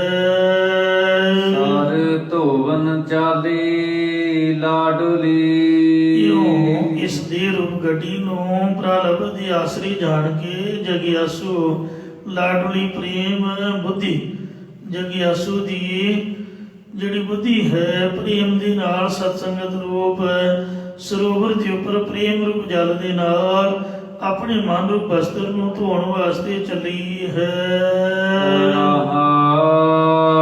ਵਿਸ਼ਰਾਮ ਦੇ ਕਰ ਫਰਮਾਨ ਕਰਦੇ ਨੇ। ਧੋਬੀ ਧੋਵੈ ਬਿਰਹੈ ਬਿਰਾਤਾ ਜਿਹੜੇ ਸਕਾਮੀ ਜੀਵ ਰੂਪ ਧੋਬੀ ਨੇ ਉਹ ਸਕਾਮ ਕਰਮ ਰੂਪੀ ਪਾਣੀ ਨਾਲ ਆਪਣੇ ਮਨ ਰੂਪ ਵਸਤਰ ਨੂੰ ਧੋਣ ਦਾ ਯਤਨ ਕਰ ਰਹੇ ਹਨ ਤੇ ਨਿਸ਼ਕਾਮੀ ਜੀਵ ਪ੍ਰਭੂ ਦੇ ਬਿਰਹਿ ਪ੍ਰੇਮ ਦੇ ਵਿੱਚ ਬੇਰਾਤਾ ਵਿਸ਼ੇਸ਼ ਕਰਕੇ ਰੰਗਿਆ ਰਹਿੰਦਾ ਹੈ। ਜਾਂ ਜਿਸ ਦੇ ਮਨ ਰੂਪ ਵਸਤਰ ਨੂੰ ਗੁਰੂ ਰੂਪੀ ਧੋਬੀ ਧੋ ਦਿੰਦਾ ਹੈ, ਉਹ ਪ੍ਰਭੂ ਦੇ ਪ੍ਰੇਮ ਦੇ ਵਿੱਚ ਵਿਸ਼ੇਸ਼ ਕਰਕੇ ਰੰਗਿਆ ਜਾਂਦਾ ਹੈ। ਹਰ ਚਰਨ ਮੇਰਾ ਮਨ ਰਾਤਾ ਹਰੀ ਪ੍ਰਮਾਤਮਾ ਦੇ ਚਰਨ ਕਮਲਾਂ ਨਾਲ ਮੇਰਾ ਮਨ ਰੰਗਿਆ ਹੋਇਆ ਹੈ। ਭਗਤ ਨਾਮ ਦਿਓ ਰਮ ਰਹਿਆ ਭਗਤ ਨਾਮਦੇਵ ਜੀ ਬੇਨਤੀ ਪੂਰਵਕ ਉਚਾਰਨ ਕਰਦੇ ਨੇ ਕਿ ਉਹ ਪ੍ਰਭੂ ਸਾਰੇ ਸੰਸਾਰ ਦੇ ਵਿੱਚ ਰਾਮ ਵਿਆਪਕ ਹੋ ਰਿਹਾ ਹੈ। ਆਪਣੇ ਭਗਤ ਪਰ ਕਰ ਦਇਆ ਉਸਨੇ ਮੈਨੂੰ ਆਪਣਾ ਭਗਤ ਜਾਣ ਕੇ ਮੇਰੇ ਉੱਪਰ ਆਪਣੀ ਦਇਆ ਮਿਹਰ ਕੀਤੀ ਹੈ। ਸੰਤ ਬਾਣੀ ਰਵਿਦਾਸ ਜੀ ਕੀ ਬਸੰਤ ਰਾਗ ਵਿੱਚ ਸ੍ਰੀ ਗੁਰੂ ਅਰਜਨ ਦੇਵ ਸਾਹਿਬ ਜੀ ਭਗਤ ਰਵਿਦਾਸ ਜੀ ਦੀ ਉਚਾਰਨ ਕੀਤੀ ਹੋਈ ਬਾਣੀ ਦਰਜ ਕਰਦੇ ਹਨ। ਇਕ ਓੰਕਾਰ ਇੱਕ ਅਦੁੱਤੀ ਬ੍ਰਹਮ ਓੰਕਾਰ ਜੋ ਸਭ ਦਾ ਪ੍ਰਕਾਸ਼ਕ ਹੈ। ਸਤਿ ਗੁਰ ਪ੍ਰਸਾਦ ਜੋ ਸਤਿਗੁਰਾਂ ਦੀ ਕਿਰਪਾ ਦੁਆਰਾ ਪ੍ਰਾਪਤ ਹੁੰਦਾ ਹੈ। ਤੁਝੈ ਸੁਜੰਤਾ ਕਛੂ ਨਾਹੀ। ਇੱਕ ਵਾਰ ਭਗਤ ਰਵਿਦਾਸ ਸਾਹਿਬ ਜੀ ਦੇ ਪਾਸ ਇੱਕ ਪ੍ਰੇਮੀ ਘੋੜਾ ਤੇ ਪੋਸ਼ਾਕ ਲੈ ਕੇ ਆਇਆ। ਅੱਜ ਕੱਲ੍ਹ ਦੀ ਬੋਲੀ ਵਿੱਚ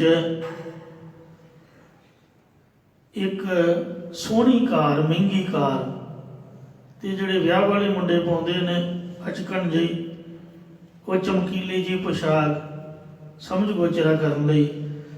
ਇੰਜ ਪੁਰਾਣੇ ਸਮੇਂ ਘੋੜੇ ਹੁੰਦੇ ਸੀਗੇ, ਤੇ ਉਹ ਜਦ ਰਵਿਦਾਸ ਜੀ ਦੇ ਕੋਲ ਇੱਕ ਪੋਸ਼ਾਕ ਬੜੀ ਸੋਹਣੀ ਚਮਕੀਲੀ ਤੇ ਘੋੜਾ ਲੈ ਕੇ ਆਇਆ ਤੇ ਬੇਨਤੀ ਕੀਤੀ ਕਿ ਮਹਾਰਾਜ ਮੇਰੇ ਪੁੱਤਰ ਦੀ ਸ਼ਾਦੀ ਹੈ, ਤੁਸੀਂ ਇਹ ਪੋਸ਼ਾਕ ਪਹਿਨ ਕੇ ਘੋੜੇ ਉੱਪਰ ਸਵਾਰ ਹੋਵੋ ਅਤੇ ਮੇਰੇ ਪੁੱਤਰ ਦੀ ਸ਼ਾਦੀ ਵਿੱਚ ਚੱਲੋ।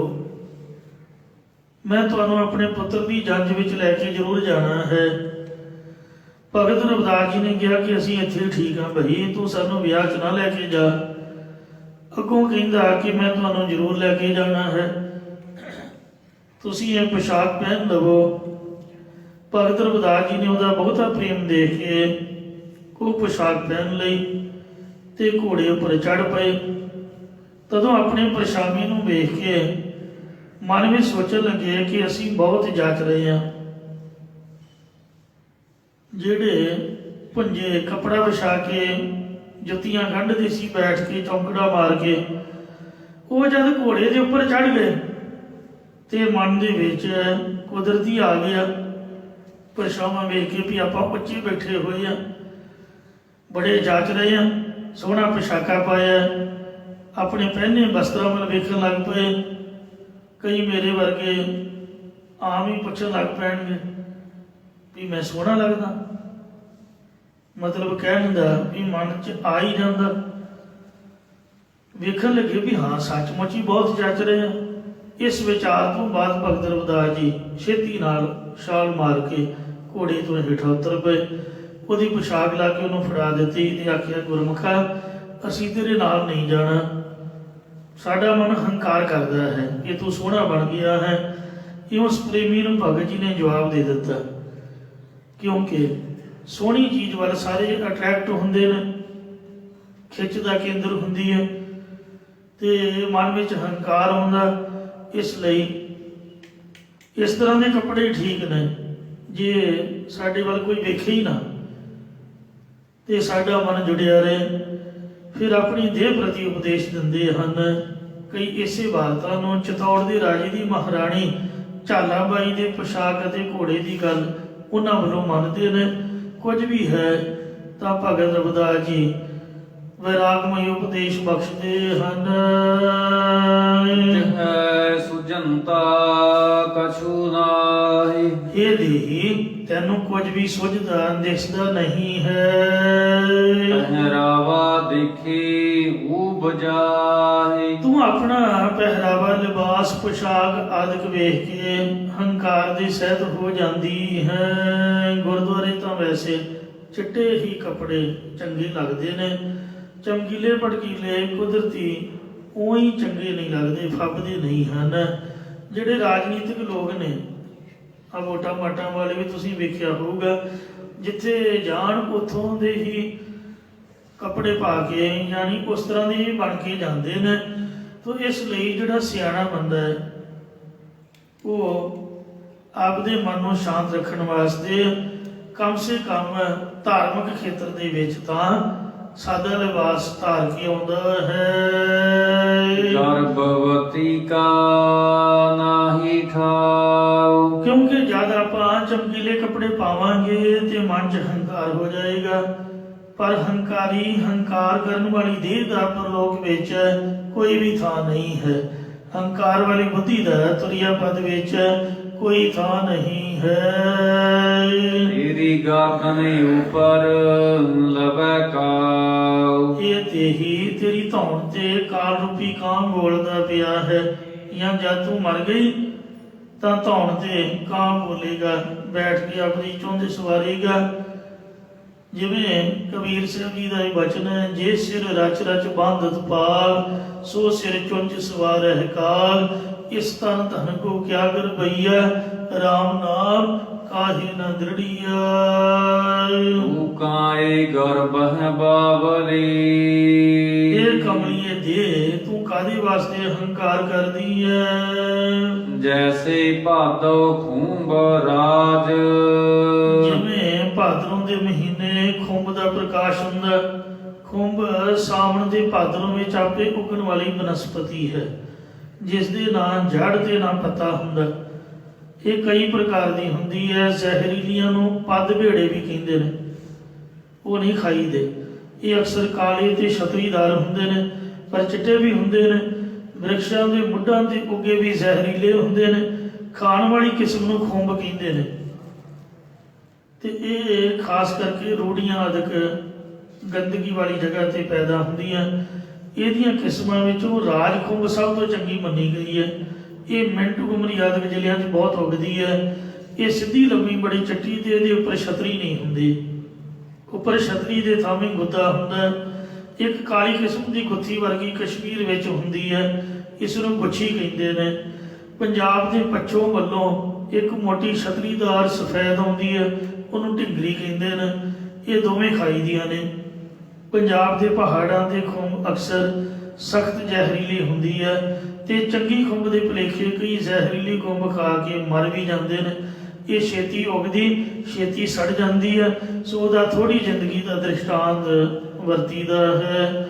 ਤੇ ਵੈਸੇ ਕਈ ਲੋਕ ਕਾਰੋਬਾਰ ਵੀ ਕਰਦੇ ਨੇ, ਉਹਨਾਂ ਨੇ ਸਪੈਸ਼ਲ ਇਹਨਾਂ ਨੂੰ ਉਗਾਉਣ ਲਈ ਮਿੱਟੀ ਆਦਿਕ ਵਿੱਚ ਥੋੜ੍ਹੀ ਆਦਿਕ ਪਾ ਕੇ ਗੋਹਾ ਗਾੜ ਲਾ ਕੇ ਤੇ ਉਹਦਾ ਮਿਕਸਚਰ ਕੀਤਾ ਹੁੰਦਾ, ਉਹਦੇ 'ਚ ਉਗਾਉਂਦੇ ਹਨ ਖਾਸ ਟੈਂਪਰੇਚਰ ਦੇ ਕਰਕੇ। ਸੋ ਇੱਥੇ ਦਾ ਉਦਾਹਰਨ ਜਲਦੀ ਉੱਗਣ ਦਾ ਤੇ ਜਲਦੀ ਨਾਸ਼ ਹੋਣ ਦਾ ਹੈ। ਜੈਸੇ ਭਾਦੋ ਖੂੰਭ ਰਾਜ, ਜਿਸ ਤਰ੍ਹਾਂ ਭਾਦਰੋਂ ਦੇ ਮਹੀਨੇ ਖੁੰਭ ਦਾ ਪ੍ਰਕਾਸ਼ ਹੁੰਦਾ ਤੇ ਉਹ ਛੇਤੀ ਹੀ ਸੜ ਜਾਂਦੀ ਹੈ, ਮਤਲਬ 2.5 ਦਿਨ ਦੀ ਮੁਨਿਆਦ ਹੁੰਦੀ ਹੈ। ਤੂੰ ਤਿਸ ਤੇ ਖਰੀ ਉਤਾਵਲੀ, ਇਹ ਦੇ ਪਰ ਤੂੰ ਤਾਂ ਉਸ ਖੁੰਭ ਤੋਂ ਵੀ ਛੇਤੀ ਜਾਣ ਵਾਲੀ ਹੈ। ਤੇਰਾ ਤਾਂ ਇੱਕ ਸਕਿੰਟ ਦਾ ਵੀ ਭਰੋਸਾ ਨਹੀਂ ਹੈ। ਵਿਸ਼ਰਾਮ ਦੇ ਕੇ ਫਰਮਾਉਂਦੇ ਨੇ, ਜੈਸੇ ਕੁਰੰਕ ਨਹੀਂ ਪਾਇਓ ਭੇਦ, ਜਿਵੇਂ ਹਿਰਨ ਨੇ ਕਸਤੂਰੀ ਦਾ ਭੇਤ ਨਹੀਂ ਪਾਇਆ। ਤਨ ਸੁਗੰਧ ਢੂਡੈ ਪ੍ਰਦੇਸ਼, ਉਹਦੇ ਸਰੀਰ ਵਿੱਚ ਹੀ ਕਸਤੂਰੀ ਦੀ ਖੁਸ਼ਬੂ ਹੁੰਦੀ ਹੈ, ਪਰ ਉਹ ਦੂਜੀ ਥਾਂ ਝਾੜੀਆਂ ਦੇ ਵਿੱਚ ਜਾ ਕੇ ਲੱਭਦਾ ਫਿਰਦਾ ਹੈ। ਜਾਂ ਇਸੇ ਪ੍ਰਕਾਰ ਜੈਸੇ ਕੁਰੰਕ ਨਹੀਂ ਪਾਇਓ ਭੇਦ, ਹਿਰਦੇ ਦੇ ਅੰਦਰ ਹੀ ਜੀਵ ਰੂਪ ਹਰਨ ਦੇ ਭਗਤੀ ਰੂਪ ਕਸਤੂਰੀ ਹੈ ਤੇ ਆਨੰਦ ਰੂਪ ਸੁਗੰਧੀ ਆ ਰਹੀ ਹੈ, ਪਰ ਇਹਨੇ ਭੇਦ ਨਹੀਂ ਪਾਇਆ। ਤਨ ਸੁਗੰਧ ਢੂਡੈ ਪ੍ਰਦੇਸ਼, ਇਹ ਜੀਵ ਦੇ ਹਿਰਦੇ ਵਿੱਚ ਸੁਗੰਧੀ ਹੈ, ਪਰ ਜੀਵ ਪਰਾਏ ਦੇਸ਼ ਭਾਵ ਵਿਸ਼ਿਆਂ ਆਦਿਕ ਵਿੱਚ ਉਸ ਆਨੰਦ ਦੀ ਭਾਲ ਦੇ ਵਿੱਚ ਝਾੜੀਆਂ 'ਚ ਸਿਰ ਫਸਾਉਂਦਾ ਮਰਦਾ ਹੈ। ਆਪ ਤਨ ਕਾ ਜੋ ਕਰੇ ਵਿਚਾਰ, ਜਿਹੜਾ ਮਨੁੱਖ ਆਪਣੇ ਸਰੀਰ ਦਾ ਸਰੂਪ ਦਾ ਵਿਚਾਰ ਨਿਰਣਾ ਕਰਦਾ ਹੈ, ਇਸ ਨਹੀਂ ਜਮ ਕੰਕਰ ਕਰੇ ਖੁਆਰ, ਇਸ ਮਨੁੱਖ ਨੂੰ ਯਮਾਂ ਦਾ ਦੂਤ ਖਰਾਬ ਨਹੀਂ ਕਰਦਾ। ਪੁੱਤਰ ਕਲਤਰ ਕਾ ਕਰਹਿ ਅਹੰਕਾਰ, ਜਿਹੜਾ ਮਨੁੱਖ ਆਪਣੇ ਪੁੱਤਰ ਆਪਣੀ ਇਸਤਰੀ ਆਦਿਕ ਦਾ ਹੰਕਾਰ ਕਰਦਾ ਹੈ। ਠਾਕੁਰ ਲੇਖਾ ਮਗਨਹਾਰ, ਹਾਂ, ਇਹ ਪਾਠੀ ਸਿੰਘ ਟਕਸਾਲੀ ਸਿੰਘ ਹੈ। ਟਕਸਾਲ ਵਿੱਚੋਂ ਇਹਨਾਂ ਨੇ ਸੰਥਿਆ ਲਈ ਹੈ। ਜਿਹੜੇ ਅਣਜਾਣ ਪਾਠੀ ਨੇ ਉਹ ਬੋਲਣਗੇ ਠਾਕੁਰ ਲੇਖਾ ਮੰਗਣਹਾਰ, ਆਪਦੇ ਘਰੋਂ ਹੀ ਟੱਪੀ ਲੈ ਆਉਣਗੇ। ਬਿੰਦੀ ਨੱਕ ਵਿੱਚ ਤਾਂ ਬੋਲ ਸਕਦੇ ਆ, ਪਰ ਟਿੱਪੀ ਨਹੀਂ ਲਾ ਸਕਦੇ। ਅਦਕ ਵੀ ਬੋਲਿਆ ਜਾਂਦਾ, ਖਿੱਚ ਕੇ ਜਿਹੜਾ ਬੋਲੀਦਾ। ਟਿੱਪੀ ਆਪਣੇ ਕੋਲੋਂ ਨਹੀਂ ਲਾਉਣੀ। ਸਿੰਘ ਨੇ ਬੋਲਿਆ ਮੱਗਣ ਹਾਰ, ਅਦਕ ਲਾ ਕੇ ਬੋਲਣਾ ਹੈ, ਕਿਉਂਕਿ ਟਿੱਪੀ ਹੈ ਹੀ ਨਹੀਂ। ਅੱਖਰ ਲਿਖੇ ਸੇਈ ਗਾਵਾਂ ਅਵਰ ਨਾ ਜਾਣਾ ਬਾਣੀ। ਸੋ ਇਸ ਤਰ੍ਹਾਂ ਤਿਸ ਮਨੁੱਖ ਦੇ ਕੋਲੋਂ ਜਿਹੜਾ ਠਾਕੁਰ ਅਕਾਲ ਪੁਰਖ ਵਾਹਿਗੁਰੂ ਹੈ, ਉਹ ਕਰਮਾਂ ਧਰਮਾਂ ਦਾ ਹਿਸਾਬ ਕਿਤਾਬ ਮੰਗਣ ਵਾਲਾ ਹੈ। ਏੜੀ ਕਾ ਦੁਖ ਸਹਿ ਜੀਉ, ਕੀਤੇ ਹੋਏ ਮੰਦ ਕਰਮਾਂ ਦਾ ਦੁੱਖ ਜੀਵ ਜ਼ਰੂਰ ਸਹਾਰਨਾ ਕਰੇਗਾ। ਪਾਛੇ ਕਿਸੈ ਪੁਕਾਰ ਹੈ ਪੀਓ ਪੀਓ। ਦੱਦੈ ਦੋਸ ਨਾ ਦੇਵ ਕਿਸੈ, ਦੋਸ ਕਰਮਾ ਆਪਣਿਆ। ਜੋ ਮੈਂ ਕੀਆ ਸੋ ਮੈਂ ਪਾਇਆ, ਦੋਸ ਨਾ ਦੀਜੈ ਅਬਰਸਣਾ। ਇਸ ਲਈ ਸੋ ਵੇਖ ਕੇ ਕਰਮ ਕਰਨੇ ਚਾਹੀਦੇ ਨੇ। ਮੁੜ ਕੇ ਫਿਰ ਪਿੱਛੇ ਰੱਖਿਆ ਕਰਨ ਲਈ ਕਿਸ ਨੂੰ ਪੀਓ ਪੀਓ ਪਿਆਰਾ ਪਿਆਰਾ ਕਰਕੇ ਪੁਕਾਰੇਗਾ। ਪਰ ਉਸ ਸਮੇਂ ਕਿਸੇ ਨੇ ਰੱਖਿਆ ਨਹੀਂ ਕਰਨੀ ਤੇ ਨਾ ਹੀ ਆਵਾਜ਼ ਸੁਣਨੀ ਹੈ। ਸਾਧੂ ਕੀ ਜਾਉ ਲਹਿ ਓਟ, ਇਹ ਖਾਇਆ ਹੈ ਜੀਵ, ਜੇਕਰ ਤੋਂ ਸਾਧੂ ਮਹਾਤਮਾ ਜਨਾਂ ਦੀ ਓਟ ਟੇਕ ਲੈਣਾ ਕਰੇ। ਮਤਲਬ ਜਿਹੜੇ ਸਾਧੂ ਨੇ ਉਹ ਸਾਦਾ ਲਿਬਾਸ ਪਸੰਦ ਕਰਦੇ ਨੇ। ਪਿੰਡਾਂ ਵਾਲੇ ਸੰਤ ਗਿਆਨੀ ਮੋਹਨ ਸਿੰਘ ਜੀ ਖਾਲਸਾ ਜਗਰਾਉਂ ਦੇ ਕੋਲ ਭਿੰਡਰਾ ਨਗਰ ਵਿਖੇ ਹੋਰੀਆ ਕਰਦੇ। ਉਹਨਾਂ ਦੀ 2 ਦਸੰਬਰ ਨੂੰ ਬਰਸੀ ਲੰਘ ਕੇ ਗਈ, ਸਾਲ ਹੋ ਗਿਆ ਉਹਨਾਂ ਨੂੰ ਚੜ੍ਹਾਈ ਕੀਤਿਆਂ ਨੂੰ। ਮੇਰੇ ਵਰਗੇ ਨੇ ਟੈਰੀ ਕਾਰਡ ਦੀ ਦਸਤਾਰ ਬੰਨ੍ਹ ਕੇ ਤੇ ਟੈਰੀ ਕਾਰਡ ਦਾ ਚੋਲਾ ਪਾ ਕੇ ਜੇ ਫਤਿਹ ਬੁਲਾਉਣੇ ਨਾ ਮੂੰਹ ਘੁਮਾ ਲੈਣਾ ਪਰਾਂ ਨੂੰ, ਵੇਖਣਾ ਹੀ ਨਹੀਂ। ਮਤਲਬ ਖੱਦਰ ਦਾ ਉਹ ਕੱਪੜਾ ਪਾਉਂਦੇ ਸੀਗੇ, ਖੱਦਰ ਹੀ ਬੰਨ੍ਹਦੇ ਸੀ ਉੱਪਰ। ਤੇ ਜਿਹੜੀ ਕਿਰਪਾਨ ਸੀਗੀ ਉਹ ਵੀ ਕਢਾਈ ਵਾਲੀ ਨਹੀਂ ਪਾਉਂਦੇ ਸਨ, ਖੰਡੇ ਵਾਲੀ ਕਿਰਪਾਨ, ਸਾਦਾ ਲਿਬਾਸ। ਤੇ ਸਿੱਖਿਆ ਵੀ ਇਹੀ ਦਿੰਦੇ। ਮਹਾਂਪੁਰਖ ਬਾਬਾ ਠਾਕੁਰ ਸਿੰਘ ਸਾਹਿਬ ਦੀ ਮੈਂ ਹੱਥ ਧਵਾ ਰਿਹਾ ਸੀ, ਮੈਨੂੰ ਯਾਦ ਹੈ, ਇੰਗਲੈਂਡ ਲੈਸਟਰ ਦੀ ਗੱਲ ਹੈ, ਕਿਸੇ ਦੇ ਘਰ ਦੀ। ਤੇ ਜਿਹੜਾ ਜੂਠੇ ਜਲ ਵਾਲਾ ਬਰਤਨ ਜਦ ਮੈਂ ਪਕੜਨ ਲੱਗਾ, ਸੱਜੇ ਹੱਥ ਨਾਲ ਪਾਣੀ ਪਾਇਆ, ਉਹਨੇ ਮੇਰੀ ਘੜੀ ਵੱਲ ਵੇਖਿਆ। ਉਹ ਘੜੀ ਅੱਜ ਵੀ ਮੇਰੇ ਬੰਨੀ ਹੈ, ਕਿਉਂਕਿ ਸੰਤਾਂ ਦਾ ਵਜਨ ਦਾ ਕੋਈ ਸੰਤ ਹੀ ਕਮਾ ਸਕਦਾ। ਸਾਡੇ ਵਰਗੇ ਦੁਨਿਆਵੀ ਬੰਦੇ ਕਿੱਥੇ ਵਚਨ ਮੰਨ ਸਕਦੇ ਨੇ, ਉਹ ਬੋਲੇ ਤਾਂ ਨਹੀਂ। ਤੇ ਉਹਨਾਂ ਹੱਥ ਦਾ ਇਸ਼ਾਰਾ ਕੀਤਾ, ਮਤਲਬ ਕਮੈਂਟ ਕੀਤਾ ਕਿ ਵੇਖੋ ਆ ਟਕਸਾਲੀ ਸਿੰਘ ਨੇ। ਕਹਿਣ ਦਾ ਮਤਲਬ ਵੀ ਮਹਾਂਪੁਰਖ ਟਕਸਾਲ ਦੇ ਉਹ ਘੜੀ ਵੀ ਬੰਨਣੀ ਪਸੰਦ ਨਹੀਂ ਕਰਦੇ। ਮੇਰੇ ਗੋਲਡਨ ਸੀ, ਸੋਨੇ ਵਾਲੀ। ਤੋ ਇਸ ਵਾਸਤੇ ਉਹਨਾਂ ਤਰਕ ਕੀਤੀ, ਕੈਮਰੇ ਤੇ ਵੀ ਤਰਕ ਕੀਤੀ। ਐਸਾ ਮਹਾਂਪੁਰਖਾਂ ਦਾ ਵੈਰਾਗ ਵੀ ਸੁਭਾਅ ਹੁੰਦਾ ਹੈ। ਸੋ ਜੇ ਕੋਈ ਉਹਨਾਂ ਦੀ ਓਟ ਲੈ ਲਏ, ਉਹਨਾਂ ਦੇ ਬਚਨ ਕਮਾ ਲਏ, ਜੇ ਕੋ ਬਚਨ ਕਮਾਵੇ ਸੰਤਨ ਕਾ, ਸੋ ਗੁਰ ਪ੍ਰਸਾਦੀ ਤਰੀਐ। ਤੇਰੀ ਮਿਟ ਹੈ ਪਾਪ ਸਭ ਕੋਟ ਕੋਟ, ਇਹ ਗੁਰਮੁਖਾ ਤਾਂ ਤੇਰੇ ਕੋਟਾਨ ਕੋਟ ਸਾਰੇ ਪਾਪ, ਕਰੋੜਾਂ ਜਨਮਾਂ ਦੇ ਕਰੋੜਾਂ ਸਾਰੇ ਪਾਪ ਮਿਟ ਜਾਣਗੇ। ਉਹ ਤਾਂ ਸ਼ੀਸ਼ਾ ਵੀ ਨਹੀਂ ਸਨ ਵੇਖਣ ਦਿੰਦੇ। ਮੈਂ ਪਹਿਲਾਂ ਵੀ ਬਚਨ ਸੁਣਾਇਆ, ਇੱਥੇ 7 ਫੇਸ ਗਿੱਲ ਸਾਹਿਬ ਦੀ ਕੋਠੀ ਹੈ, 4 ਫੇਸ ਕੀਰਤਨ ਕਥਾ ਕਰਨ ਜਾਣਾ ਸੀ। ਪ੍ਰਬੰਧਕ ਕਾਰ ਲੈ ਕੇ ਖੜੇ ਤੇ ਰਾਗੀ ਸਿੰਘ ਦਸਤਾਰਾਂ ਹੀ ਸਜਾਈ ਜਾਣ। ਮਹਾਂਪੁਰਖ ਆਏ, ਕਹਿੰਦੇ ਉਧਰ ਕੀਰਤਨ ਦਾ ਟਾਈਮ ਹੋ ਗਿਆ, ਤੁਹਾਡੀਆਂ ਦਸਤਾਰਾਂ ਹੀ ਨਹੀਂ ਬੱਝੀਆਂ। ਵੇਖਿਆ ਵੀ ਸ਼ੀਸ਼ਾ ਵੇਖ ਰਹੇ ਨੇ, ਫੜਿਆ ਸ਼ੀਸ਼ਾ, ਮਾਰਿਆ ਚੁੱਕ ਕੇ ਸੜਕ ਤੇ। ਕਹਿੰਦੇ ਵੇਖੋ ਸ਼ੀਸ਼ਾ। ਬਾਬਾ ਜਰਨੈਲ ਸਿੰਘ ਸਾਹਿਬ ਵੀ ਬਿਨਾਂ ਸ਼ੀਸ਼ੇ ਤੋਂ, ਔਰ ਬਾਬਾ ਠਾਕੁਰ ਸਿੰਘ ਸਾਹਿਬ ਵੀ ਬਿਨਾਂ ਸ਼ੀਸ਼ੇ ਤੋਂ ਦਸਤਾਰ ਸਜਾਉਂਦੇ। ਤੋ ਸ਼ੀਸ਼ਾ ਵੇਖਣ ਦੀ ਵੀ ਮਨਾਹੀ ਹੈ। ਇਹਨਾਂ ਮਨ ਦੇ ਵਿੱਚ ਵੈਰਾਗ ਤੇ ਸਾਦਾ ਲਿਬਾਸ, ਇਹ ਮਹਾਂਪੁਰਖਾਂ ਦਾ ਸੁਭਾਅ। ਭਗਤ ਰਵਿਦਾਸ ਜੀ ਦੀ ਬਾਣੀ ਦੀ ਕਥਾ ਚੱਲ ਰਹੀ ਹੈ।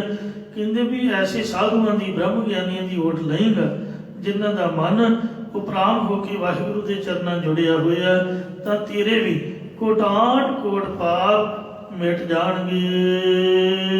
ਰਵਿਦਾਸ ਜੋ ਜਪੈ ਨਾਮ, ਭਗਤ ਰਵਿਦਾਸ ਜੀ ਕਥਨ ਕਰਦੇ ਕਿ ਜਿਹੜਾ ਮਨੁੱਖ ਵੀ ਪਰਮਾਤਮਾ ਦਾ ਨਾਮ ਜਪਦਾ ਹੈ, ਇਸ ਜਾਤ ਨਾ ਜਨਮ ਨਾ ਜੋਨ ਕਾਮ, ਜਿਸ ਮਨੁੱਖ ਜਾਤੀ ਹੈ, ਨਾ ਕੋਈ ਉਹਦਾ ਜਨਮ ਦੇ ਨਾਲ ਸੰਬੰਧ ਹੈ, ਤੇ ਨਾ ਹੀ ਜੂਨਾਂ ਨਾਲ ਕੋਈ ਕੰਮ ਰਹਿੰਦਾ ਹੈ। ਇਹ ਜੋ ਨਾਮਦੇਵ ਜੀ ਸ਼ੀਂਬੇ ਜਾਂ ਕਬੀਰ ਜੀ ਜੁਲਾਈ ਜਾਂ ਰਵਿਦਾਸ ਜੀ ਚਮਿਆਰ ਜਾਤ ਨਾਲ ਸੰਬੰਧਿਤ ਹੋਏ, ਇਹ ਤਾਂ ਲੋਕਾਂ ਦੀਆਂ ਬਣਾਈਆਂ ਹੋਈਆਂ ਨੇ। ਪਰਮਾਤਮਾ ਨੇ ਤਾਂ ਬੰਦਾ ਹੀ ਬਣਾਇਆ ਹੈ, ਤੇ ਬੰਦਾ ਭਗਵਾਨ ਹੈ। ਜੋ ਨਾਮ ਜਪ ਕੇ ਵਾਹਿਗੁਰੂ ਵਿੱਚ ਅਭੇਦ ਹੋ ਗਏ, ਉਹ ਤਾਂ ਪਰਮਾਤਮਾ ਦਾ ਹੀ ਰੂਪ ਹਨ। ਇੱਥੇ ਸਮਾਪਤੀ ਹੈ ਜੀ। ਭੁੱਲਾਂ ਚੁੱਕਾ ਖਿਮਾ ਕਰੋ, ਕਿ ਤੂੰ ਸਮਤ ਬਖਸ਼ੋ। ਸਾਧੂ ਕੀ ਜਾ ਲਿਹੇ ਓਟ, ਤੇਰੇ ਮਿਟੇ ਹੈ ਪਾਪ ਸਭ ਕੋਟ ਕੋਟ। ਰਵਦਾਸ ਜੋ ਜਪ ਨਾਮ, ਤਿਸ ਜਾਤ ਨਾ ਜਨਮ ਨਾ ਜੋਣ ਕਾਮ। ਵਾਹਿਗੁਰੂ ਜੀ ਕਾ ਖਾਲਸਾ, ਵਾਹਿਗੁਰੂ ਜੀ ਕੀ ਫਤਿਹ। ਰਾਮਕਲੀ ਮਹੱਲਾ ਤੀਜਾ। ਆਨੰਦ ਏਕ ਓੰਕਾਰ ਸਤਿਗੁਰੂ ਪ੍ਰਸਾਦ। ਆਨੰਦ ਭਇਆ ਮੇਰੀ ਮਾਏ, ਸਤਿਗੁਰੂ ਮੈਂ ਪਾਇਆ। ਸਤਿਗੁਰ ਦਾ ਪਾਇਆ ਸਹਿਜ ਸੇਤੀ ਮਨ ਵਜੀਆਂ ਵਾਧਾਈਆਂ। ਰਾਗ ਰਤਨ ਬਰਵਾਨ ਬਰੀਆਂ ਸਰਬਤ ਗਾਵਣ ਆਈਆਂ। ਸਬਦੋ ਤਰਾਬੂ ਹਰੀ ਕੀਰਾ ਮਨ ਜਿਨੀ ਵਸਾਇਆ। ਕਹਿ ਨਾਨਕ ਆਨੰਦ ਹੋਆ ਸਤਿਗੁਰੂ ਮੈਂ ਪਾਇਆ। ਏ ਮਨ ਮੇਰਿਆ ਤੂੰ ਸਦਾ ਰਹੋ ਹਰ ਨਾਲੇ। ਹਰ ਨਾਲ ਰਹੋ ਤੂੰ ਮਨ ਮੇਰੇ, ਦੁਖ ਸਭੇ ਸਾਰਨਾ। ਅੰਗੀਕਾਰੋ ਕਰੇ ਤੇਰਾ ਕਾਰਜ ਸਭ ਸਵਾਰਣਾ। ਸਭਨਾ ਗੱਲਾਂ ਸਮਰੱਥ ਸੁਆਮੀ, ਸੁਖ ਮਨੋ ਵਿਸਾਰੇ। ਕਹਿ ਨਾਨਕ ਮਨ ਮੇਰੇ ਸਦਾ ਰਹੋ ਹਰ ਨਾਲੇ। ਸੱਚੇ ਸਾਹਿਬ ਕਿਆ ਨਹੀਂ ਘਰ ਤੇਰੇ। ਮਾਤਾ ਤੇਰਾ ਸਭ ਕਿਛ ਹੈ, ਜਿਸ ਦੇ ਸੋ ਪਾਵੇ। ਸਦਾ ਸਿਵ ਸਲਾਹਾਂ ਤੇਰੀ, ਨਾਮ ਮਨ ਵਸਾਵੇ। ਨਾਮ ਜਿਨ ਕੈ ਮਨ ਵਸਿਆ, ਬਾਜੀ ਸ਼ਬਦ ਕੰਧੇਰੇ। ਕਹਿ ਨਾਨਕ ਸੱਚੇ ਸਾਹਿਬ ਕਿਆ ਨਹੀਂ ਘਰ ਤੇਰੇ। ਸੱਚਾ ਨਾਮ ਮੇਰਾ ਆਧਾਰ। ਸਚ ਨਾਮ ਆਧਾਰ ਮੇਰਾ, ਜਿਨ ਭੁੱਖਾਂ ਸਭ ਗਵਾਈਆਂ। ਸਾਧ ਸੁਖ ਮਨ ਆਇ ਵਸਿਆ, ਜਿਨ ਇੱਛਾ ਸਭ ਪੁਜਾਈ।